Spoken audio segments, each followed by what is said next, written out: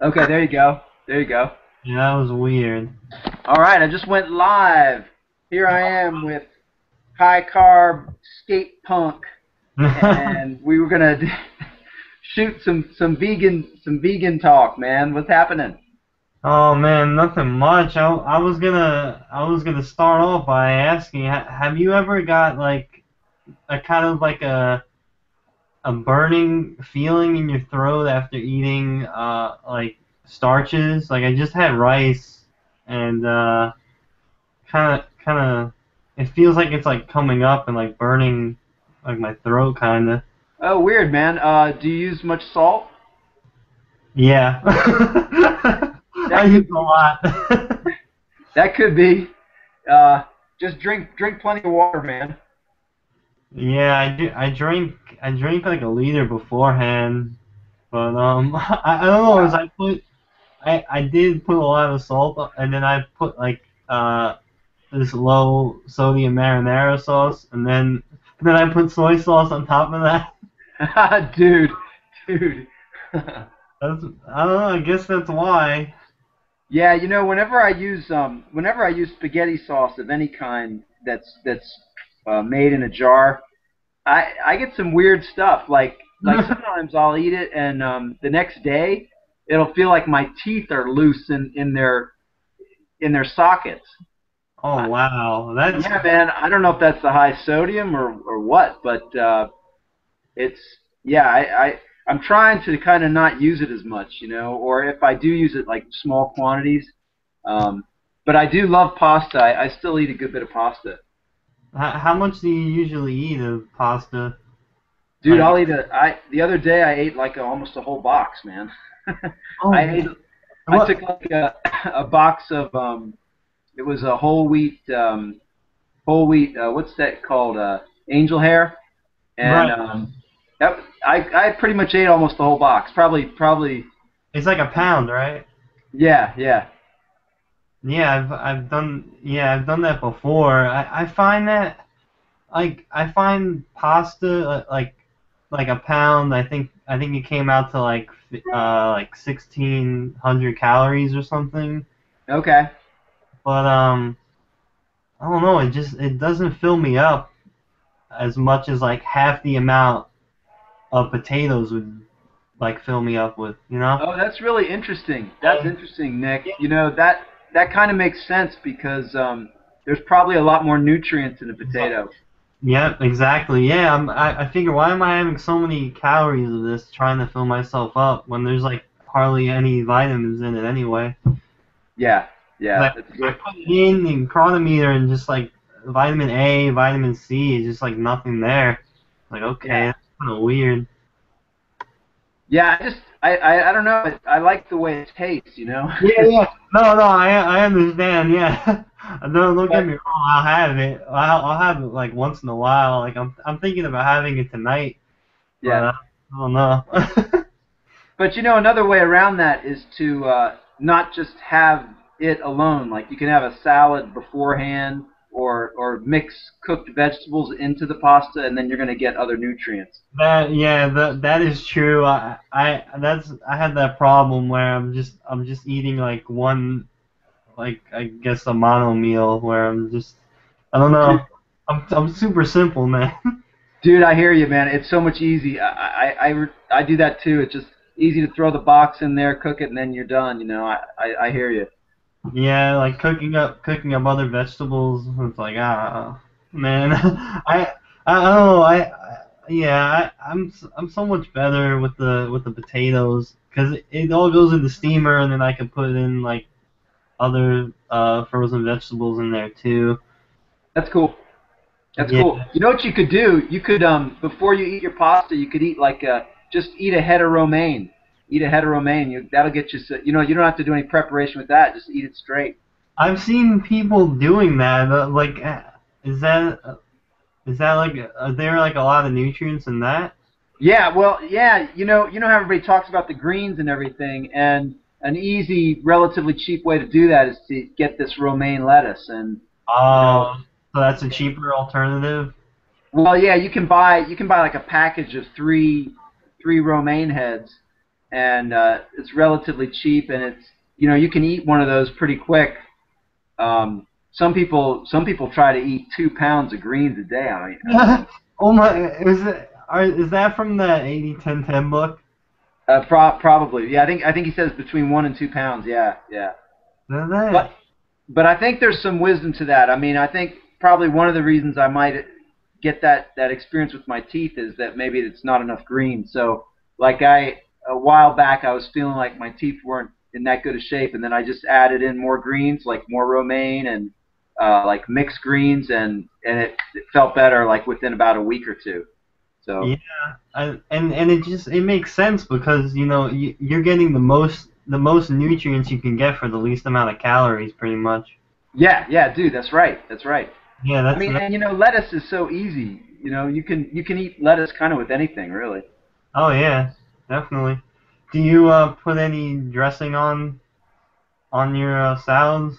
Well, what I started doing, I recently got one of these refurbished Vitamixes, and I was doing a lot. There's this dressing that's really healthy. It's like a mango and a red bell pepper, Oh, okay. and you blend that up with maybe a little bit of water, and that's a lovely dressing. You can pour on your salad, and it's low fat, it's easy to digest, and it makes the salad taste good. But lately now, I've just kind of been eating romaine plain.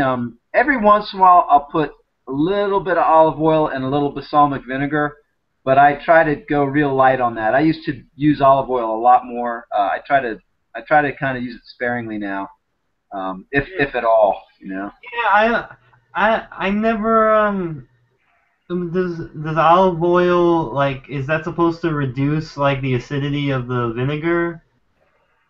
Yeah, well, when you make a salad dressing, as far as your taste buds are concerned, it's nice to have a mixture of oil and vinegar. It's of acid and somewhat basic. It's like you get this kind of balanced mixture, and then it's a real nice taste. It's fruit. Fruit kind of has the same thing. If you mangoes are a little bit tart, but also sweet. It's kind of Oh, okay. Yeah, because it's I never used olive oil on my salad before. I just love like the balsamic vinegar. I don't know. I like that acid taste. Yeah, balsamic vinegar is good, man. That stuff tastes great. Yeah, I never tried like blending up any fruits yet. Yeah, apparently there's quite a few recipes. Andrew Perlot did a cool little book on this. He did salad dressings. He's one of the raw folks, and he knew that if he didn't have decent dressings, he was not going to eat the amount of greens that are required. So Right. he came up with some of these low-fat dressings. I've been meaning to get that. I think that's a great idea. It's a book. Yeah, it's a book. I think you can get it. You can download it like in an ebook format, or you could order it if you want. And he's got a bunch of dressings in there. You could probably find a lot of raw salad dressings on the internet. Just do a Google search. But you'll enjoy your greens a lot more if you have a dressing over them. If you're gonna try and eat like a giant bowl of greens, you want some kind of dressing on it, man. Yeah, and the problem is like I can never even buy. I would never even be able to buy like that like 2 pounds of greens because Dude. it's like $5 to get like a little small case of them here. I Yeah, yeah. I think it's like 8 ounce case or Yeah, 16 the big plastic tub is like I think that's 16 ounces, isn't it? The big. If you get the real big, it's like pretty big. Yeah, But I usually get that, and but it's cheaper at like a wholesaler because that's where I get it from. oh, cool, man. But like if I go to like a regular like natural supermarket, like they're like half the size and they're more expensive. It's kind of weird. Yeah, yeah. Yeah. It is very pricey. If you just buying mixed greens in those tubs is expensive. It's like really if you can handle it, the cheaper way to go is just to buy heads of lettuce, but then you got to store it, do storage, and Yeah, I'm always looking for the easiest way to do something. I know, man. I hear you. I mean I like avocado with salad too. That's Oh a, yeah, yeah. I'll do that. I still eat a little bit of avocado. Yeah. I don't know why, like I found that I used to eat them a lot, and then like once I start hearing about like the low fat stuff, I don't know, I haven't been tempted to eat them at all. Yeah, I don't think, I think in moderation, it's like the way it seems to me, it's like if you're going to do the low fat thing, it's kind of like you go low fat for like 2, maybe 3 days, and then on the next day you have some nuts or some avocado. And Yeah, then okay. It's like pretty much like the week, like the fat yeah. pretty much. Yeah, unless you want to have like 3 nuts a day, or No, like an eighth of an avocado, something like that. But I'm if you not. want to have like a significant serving of fat, do it like maybe just once or twice a week. Yeah, I'm not even like a nut person, but I like avocados a lot, and I bought like the flaxseed meal to put in my smoothies. But Avocados are awesome, man. I mean, and yeah, you know what's really good and easy, Nick? If you like just take some beans. You can get beans in a can yeah, and I like those. just put it in a bowl with a little bit of avocado and some salsa, man. That's awesome. Oh yeah, throw in some potatoes too. I'll have to try that. That sounds good. That sounds good. Yeah, and I mean I find I don't even have any cravings for any kind of high fat foods because I'm eating so many carbs. Like it's kind of like I never have time to like fit them in anyway. It's weird. Like I'm so full from like eating rice and stuff. It's like this avocado's gonna fill me up too much, you know.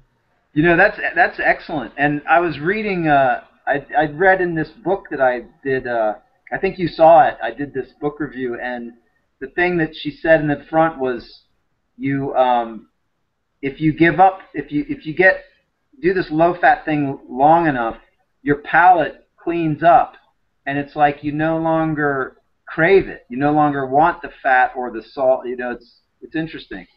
Yeah, yeah. I no longer have cravings for fat, but still the salt. I don't know how. I don't know Yeah. how to get rid of that. Dude, Like, I like salt too. I still use salt. I mean, like if I I'm have, making rice or potatoes, man, I use salt, yeah, I man. can't. I have to be. I have to be like one time I was in the middle of a phone conversation. I just started eating the potatoes plain. I didn't even realize it, and I almost finished them all. I was like, oh crap! How the hell did I do that?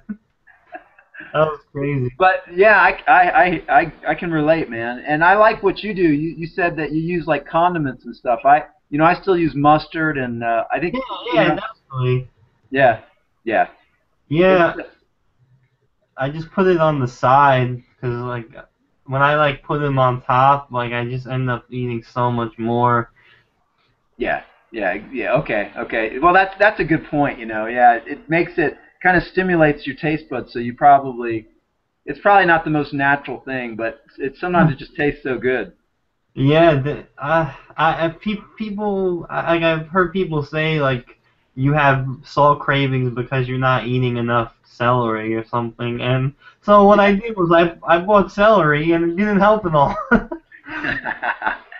Well, it could be it takes some time for your system to catch up. I've heard of people that didn't eat enough greens for a long time and they kind of get low, their reserves get really low, and it can take like a couple of weeks for the body to get back up to normal levels, and then you should kind of normalize. But I really don't think salt's that bad. I Yeah, mean it's but not saying it's it's not a health food. It's not something you would find naturally in the wild, but I think it's a minimal harm that comes from it. like I hear people say that it's like toxic. Well, I hear a lot of people say a lot of stuff is toxic, but I don't know. Salt, isn't sodium a nutrient like that we need? Yeah, but yeah, that's true. But you have to remember there's different kinds of salt. So one problem is that the most popular form of table salt it's chemically produced, and Right, right. and it's questionable how healthy it is. It does have sodium, but the problem is when your body breaks it down to get the sodium, there are other byproducts that have to be eliminated by the body. So, uh, Okay. yeah, and sodium is a nutrient that your body will get from foods. If you're eating foods, you should get all the sodium you need naturally. Yeah, Um, yeah, because I noticed I put in like bananas or fruits and I still get sodium. yeah, exactly. That's Yeah, right. it's pretty Yeah. weird. I think maybe it could have something. Our appreciation of it and our love for it could have something to do with the fact that we've been eating it in such large quantities for so many years. You know. Yeah, yeah. But I use the sea salt one. I mean, you can get sea salt iodized and without it.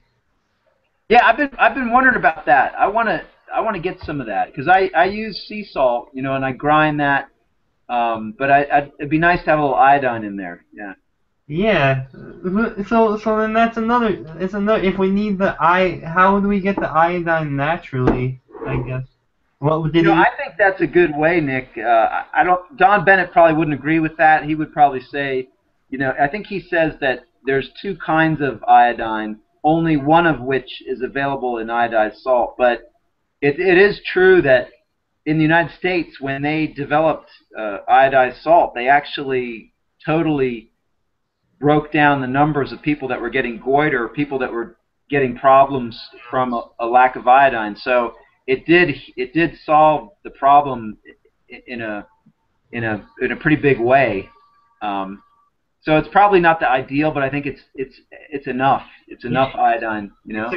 it's a great thing to have in the world we live in today. You know, like I'm definitely thinking about getting iodized sea salt. Yeah. So, dude, how much time do you spend on a skateboard, man? Are you like out there for hours, man? What do you? I don't know. When I was younger, I used to be doing it all day. Like before I had a car, I would have to skate to like the spots or the skate parks, and so I used to do it like all day, pretty much out all day. But now I just like drive to the skate park or wherever I'm skating, and then like today it was about 2 hours probably. Yeah, It just depends on I guess what I ate or like the time of day when I start skating. yeah. Yeah. Are there Oh, are there a lot of people out there, or do you kind of have the place to yourself, or? yeah. I try to go when there's not a lot of people there. Like I go like earlier in the morning, cause now I wake up so early now. I mean I have nothing else to do, so I just go out and like I'll walk like a mile or two to a local park and I'll just ride around the tennis courts there, do some tricks because the ground on tennis courts is really smooth. Yeah, yeah, yeah. So I do that and I like 7 o'clock in the morning until the tennis players come. That's cool, man. That's cool. Yeah, but you remind me of something. When I'm skating with my friends, it the problem is always they like when we go out for the day, like they're always I mean I'm always hungry like way before they are, and I'll eat more than they do in the morning. Huh. It's it's so weird. Like I'll have like 1100 calorie smoothie just to hold me over for a long time, and Yeah. then having like two bananas and and somehow they're able to go for so much longer. Well, are they eating like eggs and sausage for breakfast? No. They have like two bananas and like orange juice or like some kind of shake, some kind of supplement shake or something. Are any of them vegan, or are they? No, they're not. But they tell me that they want to eat small in the morning to feel light, so they don't feel heavy on the skateboard. But then they like eat a lot at night. Okay, okay. So it's making me think that people are just making up these rhythms in their body because I've seen my uncle. He doesn't even eat breakfast at all, but then he eats just so much for dinner. That's what it's really weird.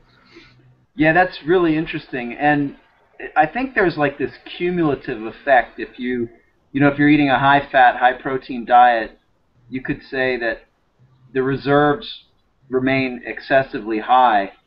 So that's probably why they're not getting hungry. I mean, the thing is, you're drinking 1,100 calories, Yeah. but it's you notice when you have a vegan meal, you don't have that heavy feeling. Even No, not as much. I mean, except for when I put 2 liters of water in the smoothie. Yeah. So, um, dude, when you do that, now when you do that, you have that huge smoothie with all that water in the morning. Are yeah, you like, I always do. do you have to pee like 30 times? What? Yeah, man. I'm always. That's why I don't do the smoothie when I know I'm gonna be out and there's not a bathroom around. Like Yeah, like the bananas whole, but when I go to work, man, yeah, like every half hour, pretty much. dude, I know that's one drawback. Yeah, yeah. But like all that, I don't know, like all the water really helps me with my digestion though, because I have issues in that area. So That's a great point. That's a great point. yeah, I don't know. I feel like people no, they just add a little bit of water and somehow it fills to the top. Like the food kind of takes form of the water. Because I've seen people just put like ice cubes in their smoothie with the food and it still fills to the top like it'll say it's 2 liters high or something, but they didn't Huh. put in that much water. So you're thinking maybe yours are more diluted. How many bananas do you have in a smoothie? Um, Probably like 8 or 9 to 10. I Yeah, go by the grams now since I have a scale. So I usually do like 800 to 900 grams. that's pretty solid, man. That's a pretty solid amount. Yeah. Yeah, but I don't know. I guess they're not really that thick at all. It's kind of like water. Oh, well then maybe you're using too much water, man. Oh Because yeah. Oh yeah, I know I am. because what I'll do, man, is I like them almost like a shake, So I'll Yeah, do like 6, 7 bananas, and then maybe fill it a quarter water, quarter. cold water, right. So I probably don't drink enough water, Nick. I should probably drink more. You know. But when you put like a quarter of water in, then like after you blend it up, then how much liquid is in it? Yeah, it's not full. It's not full. Probably 3/4 full, something like that. Oh yeah, so it increases. Yeah, so I gotta try and add less water then. I put in like the bananas and then I'll put the water all the way to the top. Oh, Um, dude, yeah. and I have like a Ninja blender that fits like 2.25 liters of liquid. Wow. So I fill it all the way to the top with water, and then on top of that I throw in ice cubes. I'm crazy, That's a but lot, man. That's a huge smoothie, man. yeah, that's why sometimes I have like 6 liters in a day, and I don't even realize it. Do I'm you do I'm you not do even that? sure. I'm not even sure if that's healthy to be having all that water in one sitting.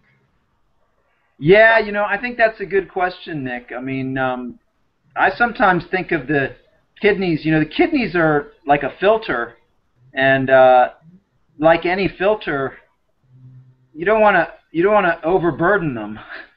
Yeah. And so I'm sometimes a little I'm a little skeptical of you know these teachings of 8 glasses of water a day, or specific amounts. I know that that's really popular, and a lot of people benefit greatly from consuming large amounts of water. But I think I kind of like listening to the body, you know. No, no, I totally agree with you. If it's not if you don't feel like you need to, then you definitely probably don't.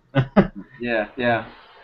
But I do think there must be reasons why so many people emphasize it so much. So it's probably important. It's probably just something I probably would my health would probably improve if I forced myself to drink more water. But I drink a couple of glasses a day and I seem to be fine. So Yeah, yeah, definitely. Now, is your urine correct according to the hydration chart? Okay.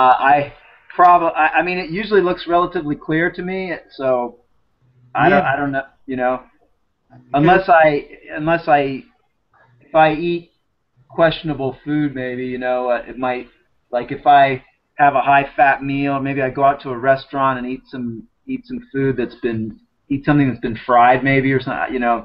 It might change things, but generally my urine's pretty clear. yeah, mine is too. But like when I got back from skating today, like all that sweating, it's like it was a lot more yellow than it usually is. Oh, that's interesting. Yeah, yeah. But I'm sure that's basic knowledge that no one wants to hear about. Well, it's all right, man. Yeah, but Yeah. Well, listen, it's good to see you, man. I was glad I saw you hop on there. yeah, yeah. I mean, again, I just happened to be off today, so that was cool. That's cool, man. Um, do you think that I find that I have to spend like a lot more money if I was gonna be doing raw foods than cooked? Well, okay, yeah, this is an interesting topic.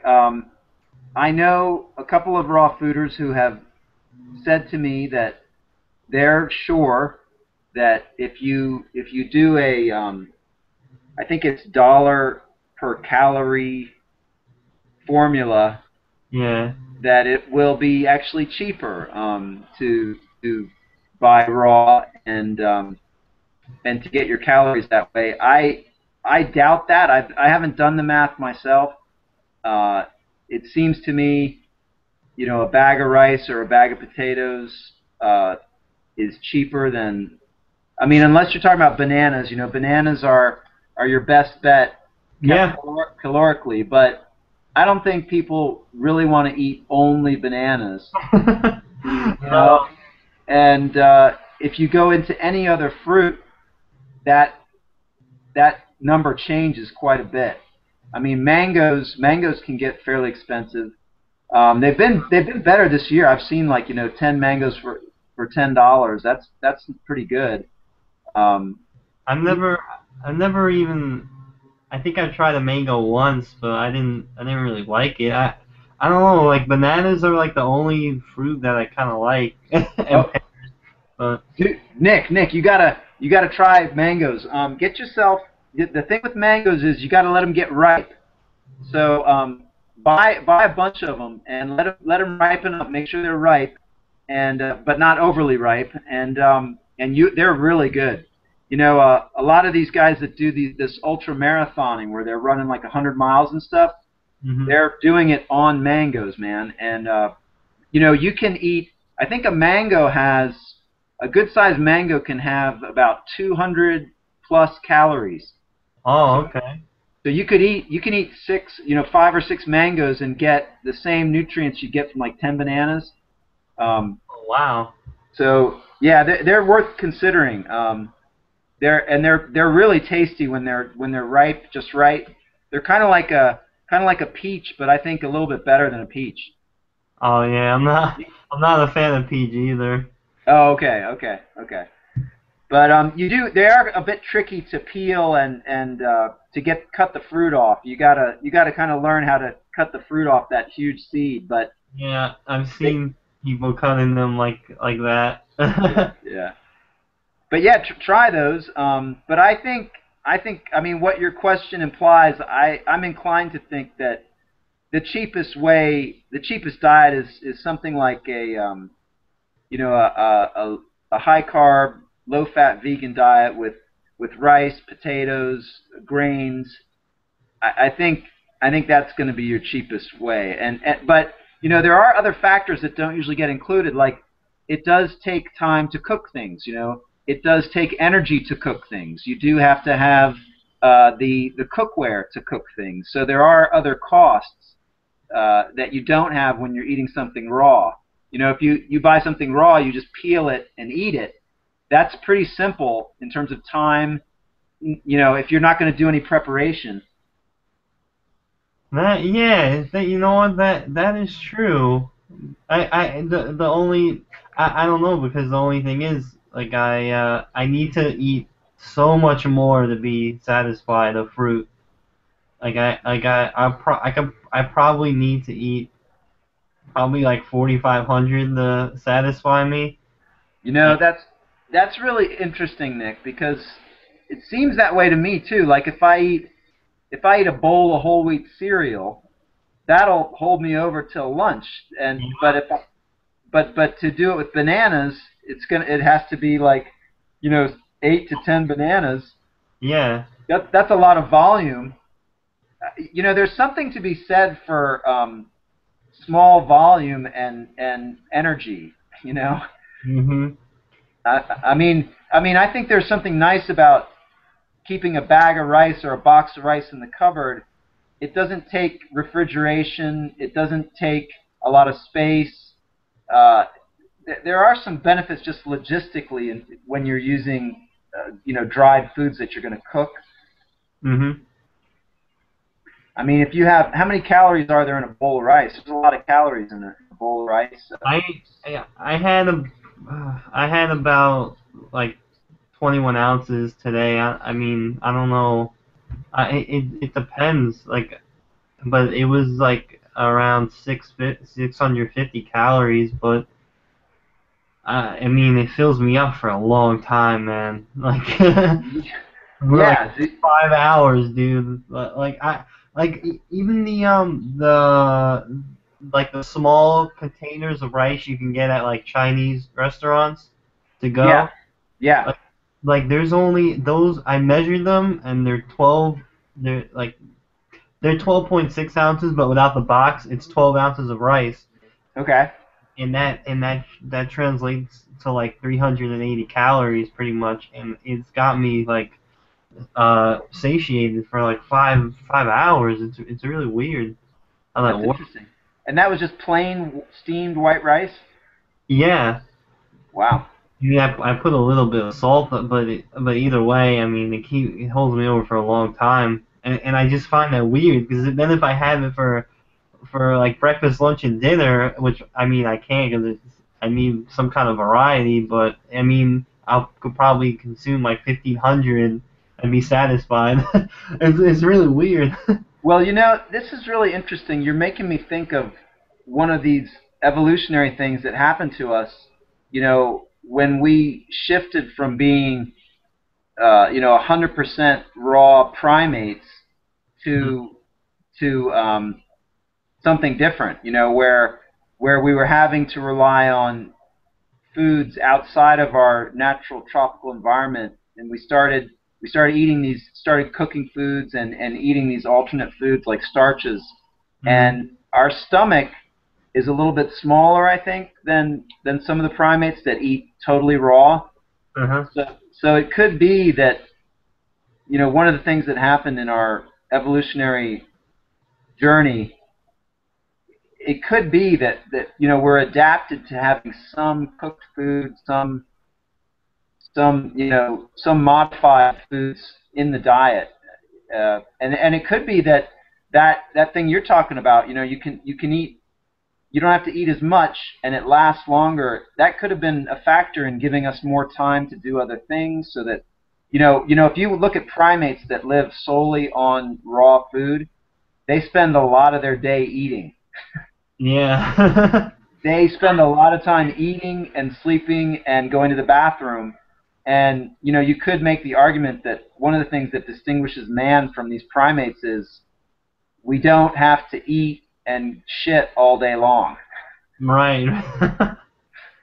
That- yeah, man. Like I tried. I even tried like doing the raw till 4 stuff, but like once like breakfast, I'm good with the fruits, but then like I don't know, at lunch, I just want to eat dinner right after lunch.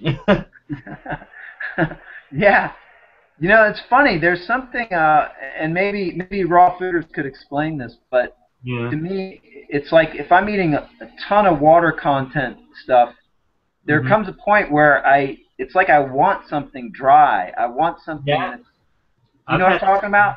Yeah, well, when I ate like a whole thing of watermelon, I'm like, I was full, but it was like I don't know, I need like a piece of bread or something.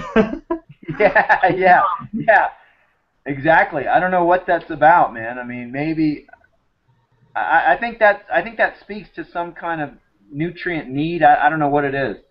Yeah, but I mean, either way, it's just it's good that people are eating vegan food.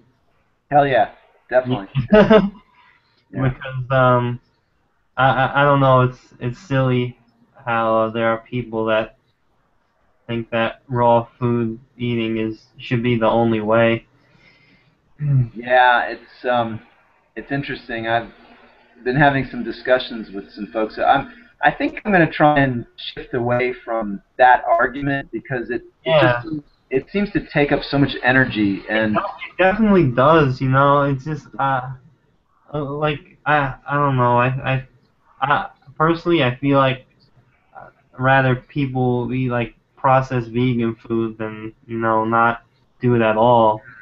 right, exactly, exactly. I mean, and my whole channel, raw and cooked vegan. The whole idea was to kind of bridge the gap, if there ever was one, between raw food vegans and cooked food vegans, because you know we shouldn't we don't have to argue with you. We need to work on this bigger fight of getting folks off animal products altogether. At least in my mind.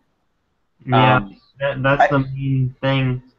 Yeah, I do, but I respect these folks who have had, a lot of personal experience and personal improvement by going raw. So I don't, I don't want to dismiss that. I've interviewed enough people, and I know that for a lot of them, they greatly improved their health and their performance by going completely raw. So that that has happened, and I can't, you can't dismiss Yeah. that.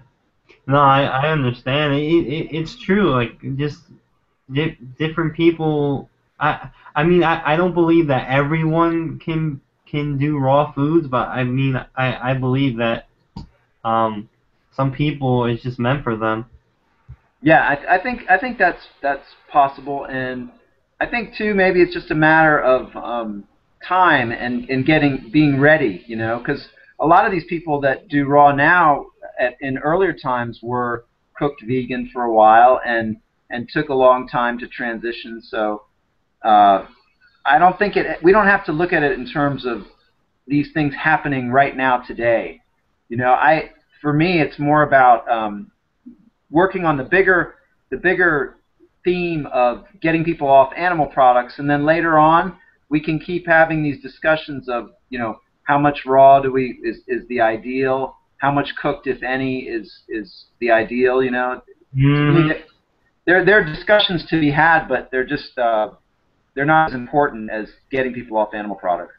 Yeah, it's hard because there's like this there's like a step of like getting people vegan, like eating whatever food, and then there's like the higher step of getting them to the healthy vegan level, you know. Exactly, And, exactly, Nick. Yeah. I totally think that having them have vegan butter and high fat stuff like olive oil. And I mean, it's great because then they can like in a year from now they're gonna be thriving on it, and then they have like one more step to go, and they won't be turned off by it if they stick with the processed food way for a while, because my mom is like enjoying the almond milk and the ice cream and stuff like that.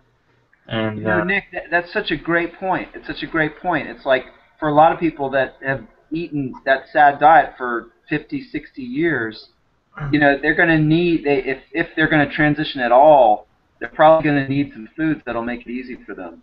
You mm, know, it's different if you're like 16 years old and you go vegan for ethical reasons. You know, when you're 16, it's a lot easier to make those kind of changes. If you're 65, yeah, you know, you've been eating that way all your life. It's a different story. yeah. That's the only reason why I brought up the raw food thing. I didn't want to dig myself in a hole, but I feel like they shouldn't be promoting it as much as they are. And it's kind of like it's not even vegan. It's like a whole other thing to me now. Yeah, it's interesting. I don't know. I guess in a recent discussion I had, I kind of reached the conclusion that maybe they're totally different objectives. You know, if your objective is raw, maybe that is different than being vegan. And It really is, man. I don't know. I mean, I don't know. It's too bad. I hope that's not true because there's a lot of brilliant people in both camps, and we need everybody to kind of push this message. But you know, who's to say? Maybe it's a good thing because maybe it gives people more options. Maybe some people that the raw thing will be perfect for, and others not. But I just hope, like you're saying, I hope that it doesn't become a distraction or a reason that people think veganism is too crazy. You know. Yeah, yeah, and a lot of people cover that. That's why I like when you ask raw foodists if they think that having someone start on a cooked vegan diet is good, and they usually always say yeah. So Yeah, that's true. That's true. Yeah. it's true. Yeah, it's like most people, sensible, practical people, they're going to recognize there's a transitional period. Um, Yeah. you know who I like. My favorite example of this is Dr. Ruth Heydrich. Yeah. I don't know if you saw the video I did with her. She's a really cool lady. She's 78, probably 79 now. She still does triathlons. Yeah. She's super cool. And her thing was, you know, she was doing the McDougall thing for like 5 years. Mhm. She recovered from a diagnosis of breast cancer via McDougall, and she didn't have to get surgery or chemo or anything. So she recovers from her cancer, and then a few years down the line, she hears a seminar with Doug Graham, and she decides to try the raw thing. And she tries it for like 30 days with her husband, and they never turn back. So, you know, and what I like about that is she kind of just came to it on her own. It wasn't like she forced it or anything. It's like at a certain time she became aware of the knowledge, and then she applied it, and it worked for her. And you know, her one of her major reasons for sticking with the raw thing is that she doesn't have to spend as much time in the kitchen.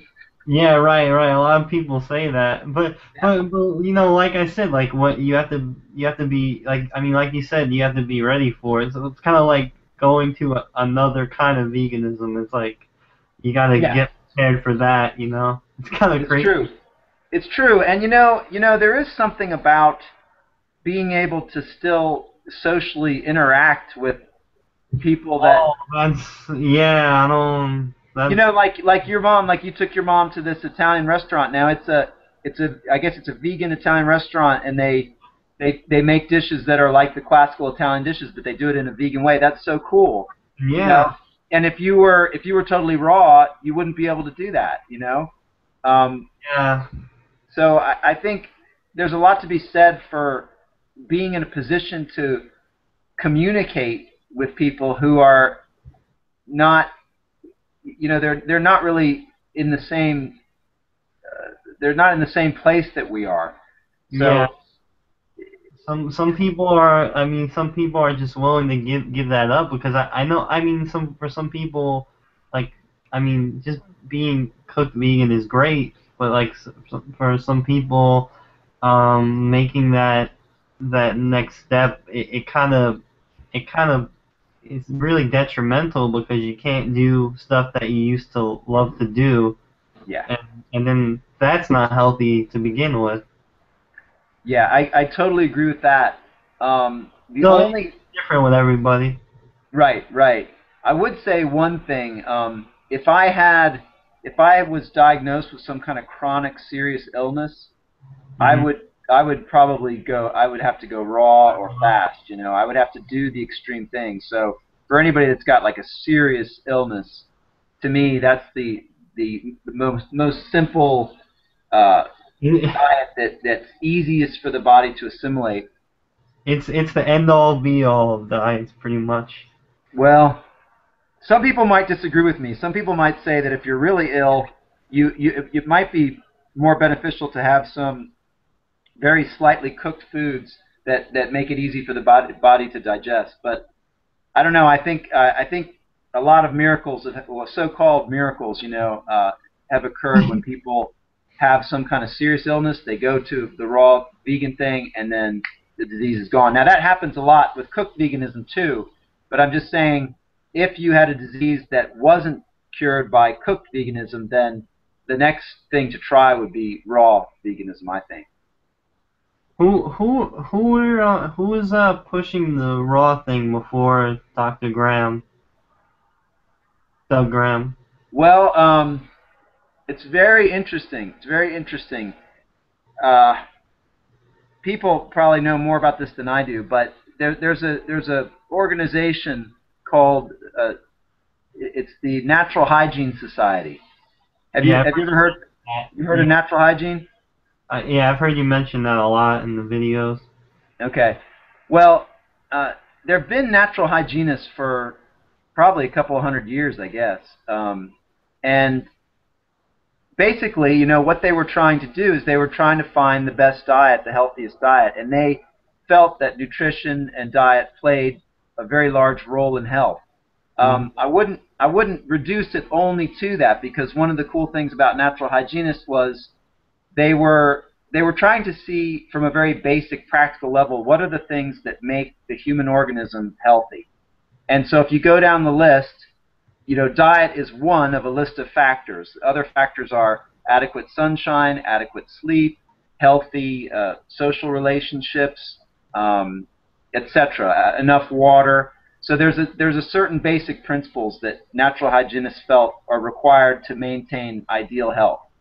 Uh, One thing they ended up dwelling on a lot was diet, because there was so much misinformation about diet, and um, we still see this today. There's like this. The public is so attached to these ancient ways of eating, these deeply embedded patterns within family history. Um, we have a lot of sentimental energy connected to the way we eat, Right. and even though there's like evidence that that a lot of these foods are harmful, still people resist. So that's kind of the battle natural hygiene's been fighting for so long. Now there were lots of different doctors within natural hygiene who had different approaches to diet. You could probably find overlapping similarities. You might find one guy who would say eggs are okay. Maybe another guy would say a little bit of dairy is okay. Another guy would say it's got to be all raw. But generally speaking, they were about getting back to natural foods, simplifying the diet, getting away from heavily processed foods, high fat diet, and they had great results. And they also usually fasting played a big component in what they were talking about. Yeah, There's an excellent book. There's a book. If you're ever interested, this is the Science and Fine Art of Fasting by Dr. Herbert Shelton.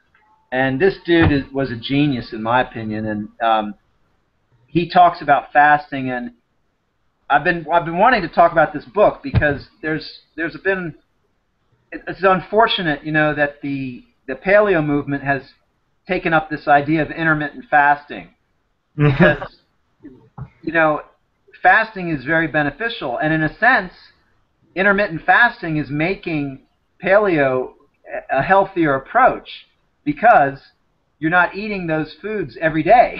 Yeah, right, right. So but fasting has a lot of therapeutic value, and it's unfortunate. I think like Durian Rider is he's kind of gotten negative on fasting for a variety of reasons, but one of them is the paleo folks have taken it up as part of their approach, and it's basically they're basically using fasting to ameliorate negative symptoms caused when they eat an unhealthy diet. That's so silly. Yeah, but even if you have a very healthy diet, let's say you're a raw vegan or you're a cooked vegan, you can still benefit from fasting. And I interviewed Grant Campbell. I don't know if you saw that interview. I think it got torched up a little bit in quality, but he's one of these guys who does these long distance runs, and he'd been vegan for a long time. I think he'd even been raw vegan for a while, and then he did a fast, fairly long fast, and after that, his performance improved even further. I So, I hear it's like it's pretty much like you're resetting your body and everything. yeah, Like what happens is, the body has all these processes that it has to perform every day. And when you're eating every day, there's a lot of energy that goes into digesting food and distributing nutrients and eliminating waste. So when you take out eating food it gives and your body time to do what it has to do. yeah, Yeah. it's like all this energy is freed up from the act of digestion. And Mhm. and of course, ideally, if you're fasting, you're also not stimulating the body in other ways. Generally, a real fast means resting Yeah, everything. right. So Exercising. and then what happens is all this energy is devoted to kind of purifying the body, cleaning out accumulated waste, cleaning out organs that have had deposits in them. The real dramatic results happen with folks who are really ill, and you can see amazing transformations. But Mm. but even these people, like I'm saying, like Grant Campbell, the dude was pretty healthy already, high level of fitness, and he undertook a long fast and then came back to a raw diet after that. His performance was through the roof. So it's I think There's fasting is not something to be lightly dismissed. yeah. Anyway, I'm putting you to sleep, man. I'm sorry. I'm going on and on. I'm listening. I mean, I'm still kind of, I don't know, I'm kind of turned off by it still. I mean, I would probably benefit a lot from it because, I mean, I've been eating, plant-based for probably 8 months now, and, my digestion is still kind of, messed up. But, Ah. so, And what is that? Is that when you're doing the raw thing, or when you're doing the cooked food, or how? I never. I've only done like raw for breakfast and lunch like a couple times, like not a lot, Like I'll have some like extra bananas that I'll have laying around. I'll have those for lunch, Yeah. and but um I mean it's improved a little bit, um but What's it's not 100% yet. what it could be? You know what you might want to do, Nick, is you might work on the vegetables and the greens. Oh Um, no, definitely, man. I definitely do that. I mean, I don't eat okay. 2 pounds of greens, but I eat. I say I have like 100 grams of greens. Probably it's probably nothing, but Oh, that's good. That's good. Yeah. but I do like just. just when I used to restrict calories and then I would binge out on like so much dairy stuff. It must have like took a toll on me, man, because it was bad. Yeah, yeah, I hear you. But you're pretty young, man. You're pretty young, so So your I body. got some time to heal. Yeah, yeah, definitely, definitely. The body's pretty amazing. You put it in the right circumstances, it'll really do amazing things. Yeah, like I remember that the one of the stories that McDougal said in Starch Solution about some guy that was in like a motorcycle accident had like damaged really bad and somehow like it just the body just miraculously healed it, so it was cool. That's yeah, it is amazing. It's amazing. That was a big principle in natural hygiene. It was kind of like just leave the body alone, and don't invade like most doctors they want to treat with medication or do surgery. uh, And you could say fasting is a classic or the furthest extreme of just leaving the body alone, you know.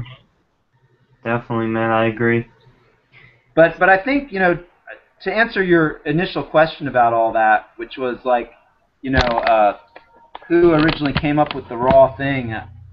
I think in some ways Doug Graham he took everything he learned from natural hygiene and then he kept kind of moving towards raw and eventually he kind of worked out the way to do it raw. Now there's some other people that had as well. I think Don Bennett had too, and I'm sure there have been other people throughout history. There was an old guy. I don't know if he'd be considered a natural hygienist, but his name was uh, Arnold Ehret. Have you ever heard of Ehret's mucusless diet? Oh no, I haven't heard of that. That dude, he was there. Every once in a while, you walk into a health food store, you'll find one of his books there. But he was big into just very simple diet. I think he recommended like a grape only diet and yeah, which was essentially fruitarian, and people saw amazing results on it. Um, his whole thing was that if you're eating any food that's not really suited to us, you're going to have mucus. The body will develop mucus, and that'll be a side effect of having eaten something that's not really healthy. Um, there was Man. there was a similar thing in natural hygiene that came up. There was a famous hygienist about 20 years back who did a lot in the movement, and his name was T.C. Fry. He was kind of a controversial guy, Yeah, uh, all but about. he promoted a notion that if you eat food that is not really suited to us, you get a white blood cell response uh, in the process of digestion, and it's as if the body is as soon as this food gets into the stomach and it's food that's not really healthy, the body sees it as something foreign, so it sends white blood cells to get rid of it. And Fry was suggesting that this is evidence that a lot of the foods people think are healthy and normal are really not healthy. Mm, Now, a lot of oh, people have debunked that, but uh, Swayze Foster does a piece on that. But there is this notion that if you put the wrong food in, the body will, symptoms will arise that indicate it's not a healthy food. yeah, You know? that's pretty much the job that it does. Yeah, I mean, you could say, this thing you had in your throat, that's an example. There's something's out of balance with that, right? Oh yeah, definitely. Yeah. But I mean, it's probably maybe hopefully it's not serious, but Oh no, I don't think so. But it's not. It's not even with just right. It's weird. Like I had that problem with rolled oats too. Like when and I don't use any salt with those either. It's just I just do what Will Christie does. I just make banana milk and then put them in like the dry rolled oats. And I eat 'em. yeah, oatmeal is interesting. I've gotten some interesting effects with oatmeal sometimes. I don't know. It's it's hard to explain. I don't know if that's a gluten thing or There are some arguments that grains have some negative properties, and there are some negative consequences of eating grains. And I Yeah. do I do think folks like ourselves, when we get as clean as we are, our systems are pretty highly tuned, and if you introduce even a small thing in there that's not right, the system will rebel. Yeah, yeah, I see that happen with a lot of raw food people. Like if they have any kind of cooked food, they're just screwed. Yeah, yeah. That's one reason why I don't want to do that because I don't want to have like a potato and then like kill myself. Dude. Yeah, it's complicated, man. It's complicated because these people will say, well, their health is at a level that they could never have any other way. So I don't Yeah. know. I'm kind of with you. I'm not gonna lose sleep because I'm still eating cooked food No, and we still have a while to experiment with this stuff and see what goes on. yeah. But dude, if you are having issues with digestion, you should play around with it. See what's going on. See if you can talk to some people and maybe get some answers. Yeah, I know. I know. I've been told to do fast and or a juice fast, and I don't know, man. I'm really scared to do it. Do you get problems in the morning, or do you have problems all day long, or is it like just after you eat, or when do you have them? No, it's like in the morning I go like perfectly fine, but then I don't go for the rest of the day until the next morning. Okay, okay. It's just I'm kind of like on like that cycle. But cause I heard that you're supposed to go like after each meal or something. People say they're going like numerous times a day, and I think Yeah. I'm only going once a day. Is it uncomfortable for you, or you just feel like it should be more often? No, I thought that it should be more often. Dude, no, man, don't worry about that. It's probably true that if you were eating all raw, you might have a bowel movement after every meal, but the fact that you're not eating all raw is okay, and one big bowel movement a day, that's fine, man. Oh, yeah, cause but before like it was very painful to go and I couldn't go, but like the cooked vegan definitely did help a lot. So you mean when you were fully raw, you were a little bit constipated? No, no, no. I was never fully raw. I meant like I meant like before when I Before was vegan? having dairy and stuff. Yeah, yeah, Uh, that's when it was really bad. Like I didn't have the urge to go for like 2 days in a row or something. And yeah. but like it got better to once every day. Yeah, It's I think that's fine, and that's similar for me. And it's probably partly related to the fact that you're getting so much water in when you wake up. yeah. You're drinking a lot of water, and then you're having a smoothie that's got a lot of water in it. So, I mean, you might just try if you really want to have a bowel movement in the evening. You might just try getting more water in the evening. But Mm. but you don't want to be getting up all night going to the bathroom. No, no. I hate when that happens. You ever you ever do that? Dude, I don't mind getting up once, but I mean this thing with like Durian Rider and Freely, having a thing by the bed, and no, man, I ain't doing Oh, that. I saw that. No, that's that's Like they say it's supposed to be like a natural cycle, like your body's supposed to be waking up or like you could be asleep but like you'll be awake. They mentioned something about some kind of cycle that yeah, happens. that's true. I thought that was really brilliant when I saw that. That's true. It's like you're not being your sleep's not being disturbed because you have to go to the bathroom because your body goes through these different cycles, and you're only going to wake up when it's in a part of that cycle where it Uh, doesn't it's nothing's being disturbed for you to wake up. yeah, um, the only thing is sometimes I can't go back to bed. Oh, dude, that's a drag. I hate when that happens, man. I'm just laying in bed from like 2 in the morning till like 6 o'clock. I'm just like, oh, this sucks. Oh, dude, that's a bummer, man. Yeah. Yeah, so I But try to. it sounds like you're getting a lot of calories. I mean, sometimes they say if you don't get enough calories, you won't be able to sleep. Yeah, right, right.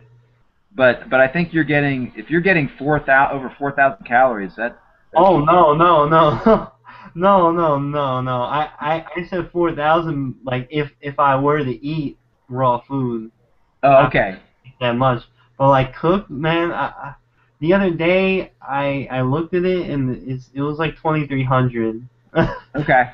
So I mean I don't know, man. I kind of have some doubts about the whole 3,000 a day thing. I just eat. Um, I just eat. I mean that rice that I have for lunch. Yeah. That's like 300, like 400 calories. That fills me up for like 5 6 hours. Like that really puts a big dent in the calorie number. Yeah, Uh, that's yeah. so I just have a big breakfast and a big dinner. And I mean, sometimes it's weird, like, because I've kind of been like brainwashed by this whole thing, and I think like, oh crap, I should maybe eat more when I don't even feel like eating more. You know, it's weird Yeah, that's a great point. I mean, because you need I would you be too. careful with that if you're regularly not being able to sleep, then maybe you're not getting enough calories. But if that's just a once in a while thing, you know, Oh no no no! I'm able to go to sleep. I was just saying like if I had to wake up in the middle of the night to go to the bathroom, sometimes I can't go back to sleep. But yeah, yeah, yeah, but yeah. I think one time, maybe twice a night, but yeah, I can't see going 4 or 5 times a night. That yeah, just doesn't sound definitely. right. Do you have you ever like had a meal and it just like knocked you right out afterwards? I have that problem a lot. Where you feel real exhausted after you eat. Yeah, Hmm. I'll have right after I eat my rice for lunch. You know, I'm kind of I don't even know if it's tired. It's kind of like it's kind of like like relaxed where I don't want to do any movement. I just want to sit there and enjoy it. It's kind of weird. Well, dude, I mean, there's something natural about that. What's the image? There's a picture of a guy. He eats his lunch and then he's lying under a tree taking a nap. Yeah. There's there's something natural about that because the body does have to use energy to digest things. Yep. It's kind of a little bit normal to be feeling more subdued after you eat. Now, unfortunately, our culture is such that it doesn't really allow us to properly digest food. Now, if you're feeling like a real drop in energy, that that might be something you want to look at. Like Yeah. it could be if you're it could be you're getting some kind of sugar spike because like if you eat only a huge thing of white rice or just a huge thing of pasta and nothing else. I mean, possibly it's not balanced enough with other nutrients, and maybe it's having trouble processing it. And maybe that leads to some kind of being tired feeling. I don't know. That's a guess. Yeah, I mean, it's a really I mean, but it's gotten better over time. Like Uh huh. when I first started out, you know, after I'd have potatoes, like I just lose all my and just fall right to sleep right after, you know. But It's now in- it's not the it's not the case as much anymore, you know. I have some energy after it, so maybe your digestion has to get used to it pretty much for eating a large quantity of food. That's really interesting, Nick. And you know what that could be is you could have had early you could have had early onset diabetes from your earlier diet, and it could have taken some time for your body to get the fat out of the system. That's possible. Oh man, man, all that dairy, man. I'm just thinking about it. eating that raw cookie dough. Yeah, dude, No, man, yeah, ice cream. I used to eat a lot of ice cream and frozen yeah, yogurt and yeah. like right, I never liked ice cream until after I did that calorie restriction crap, man. Not never again, dude. It made me want ice cream for some reason. Yeah, well, it's like the easiest way to deliver calories into the system. It's just pure calories. Yeah. And I did. I don't know if it was from like getting off medication, but I did gain like 10 pounds like afterwards. Really, when you got off the ice cream.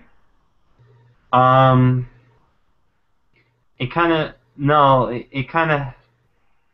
I'm not sure now. I mean, it like I was on medication for a while, and when I got off it, I was in the middle of doing the calorie restriction stuff. So I don't know if like binging out on the ice cream made me gain weight or the medication. So I'll never know that. Okay, yeah. But I mean, yeah, I'm thinking it is the calorie restriction stuff, like binging out on food at night. So that was kind of weird. But I haven't lost any of it, doing this high carb thing. So it's You still haven't there. you haven't lost any what? Any weight at all from it. Okay, yeah, yeah.